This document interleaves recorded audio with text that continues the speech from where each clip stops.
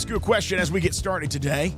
Have you ever driven through a neighborhood where every yard looks cared for? I'm talking trimmed grass, flowers blooming, fences standing strong, and then suddenly there's that one house.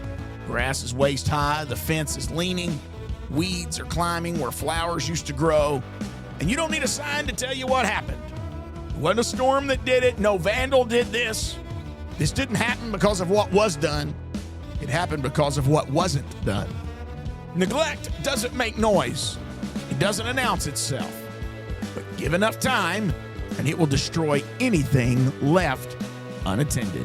Today, we're going to talk about the neglected garden. But before we do, let me get right into our podcast announcements for the day for Harvest Church. Thank you for tuning in to the Harvest Focus today. Coming up on Sunday, January the 4th, we are back to our regular schedule where we have Sunday morning worship at 10 a.m. We'll have prayer time at 4 o'clock, Sunday school and Bible study at 5 p.m. on Sunday night. Monday through Friday is our prayer and fasting week as we begin the brand new year, 2026. Tuesday night, family prayer returns at 7 p.m. Wednesday night, we have midweek refresh at 7 o'clock with Children's Church Harvest Kids available as well. I'm going to teach a lesson entitled A House of Prayer. And then on Thursday morning, we have a ladies' prayer at 10 a.m. Coming up on Saturday, January the 10th, is junior Bible quizzing. We had senior Bible quizzing on January the 3rd, but junior Bible quizzing is on January the 10th. If you want to know more about our schedule or more about us as a church, go to our website, harvesthumboldt.com.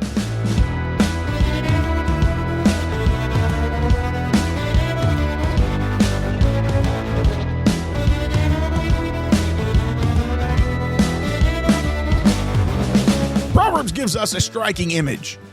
I passed by the field of the sluggard, and lo, it was all grown over with thorns, and nettles had covered the face thereof, and the stone wall thereof was broken down. Now, this is not poetry for effect, it's realism. The writer says, I walked past a field, not a desert, not wasted land, a field, something meant to produce. But instead of fruit, it was full of thorns. Instead of production, and instead of actually protection, rather, the wall was broken down. Nothing was wrong with the soil. Everything was wrong with the stewardship. Now, here's the modern truth that we need to hear. Every person listening to this podcast and every person not listening to this podcast has been given a garden. Your mind is a garden. Your character, your spiritual life, it's a garden. God gives the soil. God gives the sunlight. He brings the rain. But he does not force cultivation. If weeds are growing in your life, it's not because God failed. If thorns are thriving in your heart, it's not because you lacked potential. Anything that can grow weeds can also grow fruit.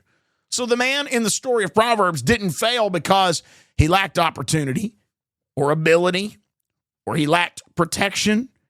He lacked God's provision. No, he failed for one reason: neglect. Now, I'm telling you, he didn't fail because of rebellion or a hatred of God, not even an open defiance, according to what I read here, just laziness of the soul. And that's what makes this so dangerous. Here's something we got to understand. You don't have to choose evil for evil to grow. You only have to stop choosing good.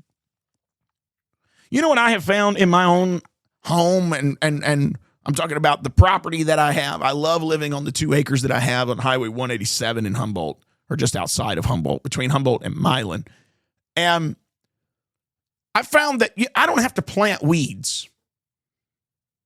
Weeds just have to be left alone.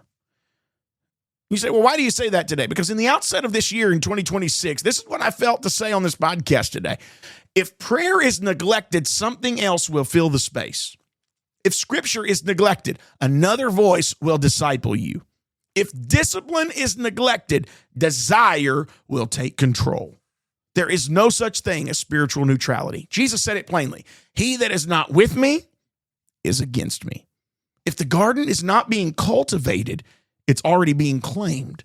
The proverb also says the wall was broken down. Now, walls don't fall overnight.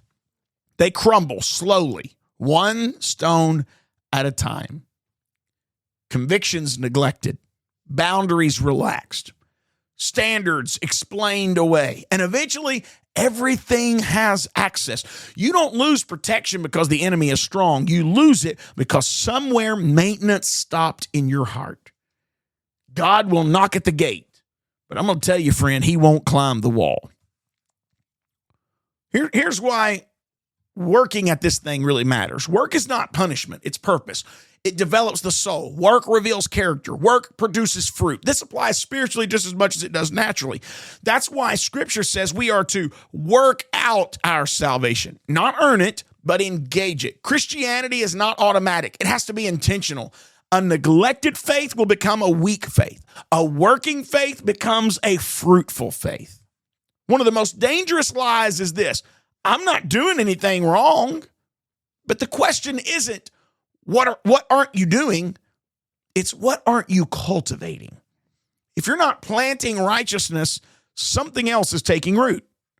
Nature hates a vacuum, and so does the soul. So let me ask you plainly today, how is your garden? Is it producing fruit or just surviving? And I'm going to give you 3 ways to cultivate your garden before I close today. 3 ways to cultivate your garden. Are you ready? If you want to take notes, probably be a good point to take the notes. Number 1, show up consistently. Nothing in a garden grows because of a single day. You don't cultivate a life by occasional inspiration. You cultivate it through daily attention. Prayer doesn't have to be long, but it does have to be real.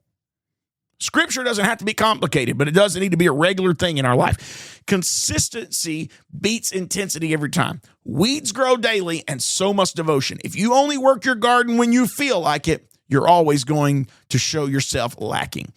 The second thing is pull the weeds early. Weeds are easiest to remove when they're small. Compromise doesn't start big. Neglect doesn't announce itself. Distractions don't arrive labeled danger, danger. No. That's why Scripture says to lay aside every weight, not just sin, but anything that competes for space. Unaddressed attitudes become habits.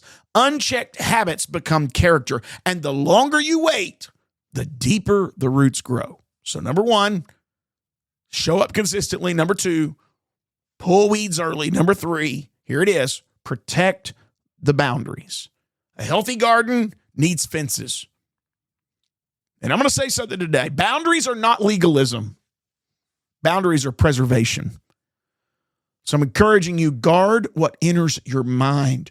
Guard who speaks into your life. Guard the environments that you remain in too long. You don't have to let everything in just because it knocks. Strong walls, they won't limit your growth. They protect it. Gardens don't fall apart because of storms alone. They fall apart because no one shows up to tend to them. But when you cultivate what God has given you, fruit always follows. Nothing meaningful grows by accident. Not faith, not character, not holiness, but everything God desires to grow in you, it can grow if you will give yourself to the work. So today, in this first podcast of season 44, I'm encouraging you, pick up the tools again. Rebuild the wall. Pull the weeds. Plant what matters. You do reap what you sow, because the harvest you experience tomorrow is depending on the work that you're willing to do today. Friend, thank you so much for tuning in to the podcast today. I'm excited about this new season. Let us know that you're listening. Appreciate you tuning in here today. And I know there's a lot of you that listen each and every week. You send us notes, you send text messages, and we appreciate that. If you want to know more about our church, what's going on this week, we encourage you to go to the website, harvesthumboldt.com. If you want to write us, you can email us, harvesthumboldt@gmail.com, or you can write a letter to 3401 Bledsoe Road, Humboldt, Tennessee, 38343. This has been the Harvest Focus, where we don't just talk about faith, we live it, we walk it, and we carry it into the harvest fields of everyday life. And until next time, keep your eyes on the harvest.